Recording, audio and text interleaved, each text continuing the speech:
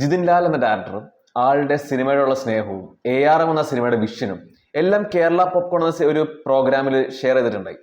പക്ഷെ ആ ഒരു വിഷൻ ഇത്ര അടിപൊളിയായിട്ട് നമുക്ക് കാണാൻ പറ്റുന്ന ഞാൻ ഒട്ടും പ്രതീക്ഷിച്ചില്ല. ഒരു ഗംഭീര visual sound 3D theatre experience തന്നെയായിരുന്നു ARM.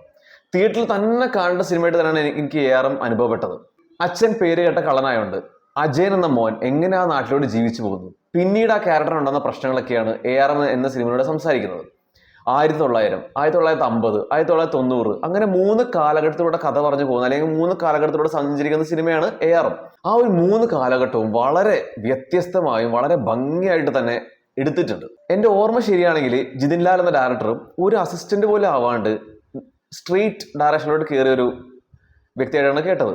ഏതായാലും നല്ല കഴിവുണ്ടെന്ന് തെളിയിച്ചിരിക്കുകയാണ് ARM ഒറ്റ സിനിമയിലൂടെ തന്നെ. മലയാളി തനിമ, കേരളത്തിന്റെ ആ ഒരു ബ്യൂട്ടി, ഇവിടുത്തെ കൾച്ചർ, ഇവിടുത്തെ ആർട്ട് ഫോം, ഇവിടുത്തെ മാർഷൽ ആർട്ട് സ്റ്റൈൽ എല്ലാം എന്തൊരു ഭംഗിയായിട്ടാണ് എടുത്തിരിക്കുന്നത്. വളരെ നന്നായിട്ട് തന്നെ എക്സിക്യൂട്ട് വെച്ചിട്ടുണ്ട് ഈ സിനിമേനെ. അതിന് ഏറ്റവും വലിയ പങ്ക് വഹിച്ചിരിക്കുന്നത് ജോമോൻറ്റി ജോണിന്റെ വിഷ്വൽസ് ആണ്. ഈ ഒരു രക്ഷയില്ലാത്ത വിഷ്വൽസ് ആണ്. ഈച്ച് ആൻഡ് എവറി സീൻസ് ആണെങ്കിലും ഫ്രെയിംസ് ആണെങ്കിലും ഭയങ്കര ഭംഗിയായിട്ടാണ് എടുത്തു വെച്ചിരിക്കുന്നത്. നമ്മളെ കംപ്ലീറ്റ്ലി ആകർഷിക്കുന്ന രീതിയിലാണ് ഓരോ കാലഘട്ടത്തിലെയും പിന്നെ ആ സിനിമയെ കംപ്ലീറ്റ്ലി എടുത്തു വെച്ചിരിക്കുന്നത്. മ്യൂസിക് ബൈ ദിബു നൈനാൻ തോമസ് ഒരു അൾട്രാ ലെവൽ സംഭവമാണ് ചെയ്തു വെച്ചിരിക്കുന്നത്. ഭൈരവൻ പാട്ടെന്നൊരു നാടൻ പാട്ടുണ്ട്. ആ ഒരു നാടൻ പാട്ടിനെ ഈ ഒരു സിനിമയിൽ മിക്സ് ചെയ്ത രീതി കാണണം. ആ ഒരു പാട്ട് ഈ സിനിമയ്ക്ക് വേണ്ടിയുള്ള രീതിയിലാണ് നമുക്ക് തോന്നുള്ളൂ. അത്രയും അടിപൊളിയായിട്ട് ചെയ്തിട്ടുണ്ട്. അതേപോലെ തന്നെയാണ് ഇതിൽ each and every background score ഒരു മൈൻഡ് ബ്ലോയിങ് എന്ന് തന്നെ പറയാം. അത്രയും ഇമ്പാക്റ്റ് ആണ് ഈ സിനിമയെ, അല്ലെങ്കിൽ അത്രയും വലിയ ചേഞ്ച് ആണ് ഈ സിനിമയെ കൊണ്ടുവരുന്നത്. ഇതിലെ മ്യൂസിക്, കോസ്റ്റ്യൂം ആയാലും മേക്കപ്പ് ആയാലും production design, art department, each and every one ഒരു ബെസ്റ്റ് ആണ് കൊടുത്തിരിക്കുന്നത് ആ ഒരു വേൾഡ് ക്രിയേറ്റ് ചെയ്യാനായിട്ട്. എഡിറ്റിംഗ് കൂടെ അത്ര സാറ്റിസ്ഫൈഡ് ആയിരുന്നില്ല. ട്രാൻസിഷൻസ് കുറച്ച് കൺഫ്യൂസിംഗ് ആയിട്ട് തോന്നി.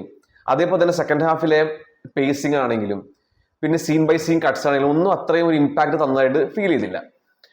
ഫസ്റ്റ് ഹാഫ് ഏതായാലും അടിപൊളിയായിരുന്നു. ആ ഒരു സ്റ്റോറി വൈസ് ആണെങ്കിലും എൻഗേജിങ് ആണെങ്കിലും എല്ലാം നന്നായിട്ട് തന്നെ പോയായിരുന്നു. സെക്കൻഡ് ഹാഫ് ആയപ്പോഴാണ് നേരത്തെ പറഞ്ഞാൽ ഈ പേസിങ്ങിന്റെ ഇഷ്യൂസും ക്ലൈമാക്സും അത്രയും വലിയ ഒരു കൺവിൻസിംഗ് ആയിട്ട് തോന്നിയില്ല. കുറച്ച് ഡിസപ്പോയിൻമെന്റ് തന്നെയായിരുന്നു ക്ലൈമാക്സ്. പക്ഷെ അപ്പോഴും ഇതിലെ മ്യൂസിക് ആണെങ്കിലും വിഷ്വലി ആണെങ്കിലും ഭയങ്കര അടിപൊളിയായുണ്ട്. നമുക്ക് അത്ര വലിയ നെഗറ്റിവിറ്റി നമുക്ക് ഫീൽ ചെയ്യില്ല. പിന്നെ ഇതിൽ 3D എക്സ്പീരിയൻസ് എടുത്ത് പറയേണ്ടത് അടിപൊളിയായിട്ട് വർക്ക് ചെയ്തിട്ടുണ്ട്. ARM 3D ഇറക്കിയതിന് ഏറ്റവും നല്ല കാര്യമായിട്ടാണ് തോന്നിയത്. നമ്മളിടക്ക് പറയില്ലേ മാർവൽ സിനിമ ഓക്കെ 2D കണ്ടാലും കുഴപ്പമുള്ളൂ, 3D തന്നെ കാണുന്നില്ല. പക്ഷെ ARM 3D തന്നെ കാണണം, 2D കാണരുത്. പിന്നെ ഏറ്റവും അടുത്തുള്ള ഏറ്റവും ബെസ്റ്റ് സൗണ്ട് എക്സ്പീരിയൻസ് കിട്ടുന്ന തിയേറ്റർ തന്നെ പോയിരുന്ന് കാണുക. ഇനി പെർഫോമൻസിനെ പറ്റി പറയുകയാണെങ്കിൽ ടൊവിനോ എനിക്ക് തോന്നുന്ന കരിയറിൽ തന്നെ ഏറ്റവും കൂടുതൽ എഫേർട്ട് ഇട്ട് അഭിനയിച്ച സിനിമയിൽ ഒന്നായിരിക്കും ARM. അത്രയും hard work and effort evident ആണ് ഇതിൽ ഈച്ച് ആൻഡ് എവറി സീൻസിൽ. അത്രയും നന്നായിട്ട് അല്ലെങ്കിൽ ഗംഭീരമായിട്ട് തന്നെ ടൊവിനോ ഇതിൽ പെർഫോം ചെയ്തിട്ടുണ്ട്. എസ്പെഷ്യലി കള്ളൻ മണിയായിട്ട് 3 കാലഘട്ടത്തിൽ 3 ക്യാരക്ടേഴ്സാണ് ടൊവിനോ കൈകാര്യം ചെയ്തിരിക്കുന്നത്. അത് 3ഉം വളരെ ഡിഫറെൻ്റ് ആയിട്ട് തന്നെ ചെയ്തു വെച്ചിട്ടുണ്ട്. കളരിയാണ് ഇതിൽ മെയിൻ ഒരു ആക്ഷൻ ഫോമായിട്ട് യൂസ് ചെയ്തിരിക്കുന്നത്. അത് ഭയങ്കര ഡിഫറെൻറ്റ് എക്സ്പീരിയൻസ് കൂടെ ആയിരുന്നു.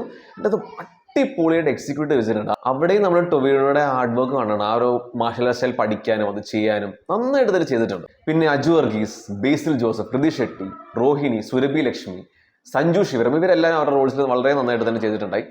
കൃതി ഷെട്ടിക്ക് ഡബ് ചെയ്തതും അമിതാഭ് ബച്ചൻ വളരെ നന്നായിട്ട് തന്നെ ഡബ് ചെയ്തിട്ടുണ്ടായി. കൃതി ഷെട്ടി ടൊവിനോയുടെ കെമിസ്ട്രി നന്നായിട്ട് വർക്കൗട്ട് ഉണ്ടായി. അതേപോലെ തന്നെ ടൊവിനോയുടെയും സുരഭി ലക്ഷ്മിയുടെയും കെമിസ്ട്രി നന്നായിരുന്നു. ഹാരിസ് ഉത്തമനാണ് വില്ലനായിട്ട് വന്നിരിക്കണം. വില്ലനായിട്ട് ശരിക്കും ആ ഒരു ആക്ടർ അടിപൊളിയാണ്. ആ ഒരു ലുക്കിലും സ്ക്രീൻ പ്രസൻസിലും എല്ലാം കൊണ്ടും.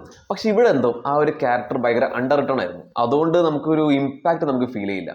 കുറച്ചുകൂടെ സീൻസും കുറച്ചുകൂടെ പെർഫോമൻസിനുള്ള സ്കോപ്പ് കൊടുത്തായിരുന്നെങ്കിൽ കുറച്ചുകൂടെ ബെറ്റർ ആയിരുന്നു. അത് റൈറ്റേഴ്സിന് ശ്രദ്ധിക്കായിരുന്നു. മെയിൻലി റൈറ്റിംഗ് ആണ് ഒരു നെഗറ്റീവ് ഫാക്ടറായിട്ട് ഫീൽ ചെയ്തത്, അതും സെക്കൻഡ് ഹാഫിൽ. ഓവറോൾ തിയേറ്ററിൽ തന്നെ കാണാനും എൻഗേജ് ഇരുത്താനും എൻജോയ് ചെയ്യാനും പറ്റിയ ഒരു കിടിലൻ 3D ആക്ഷൻ പടം തന്നെയാണ് ARM, അജയന്റെ 2ാം മോഷണം.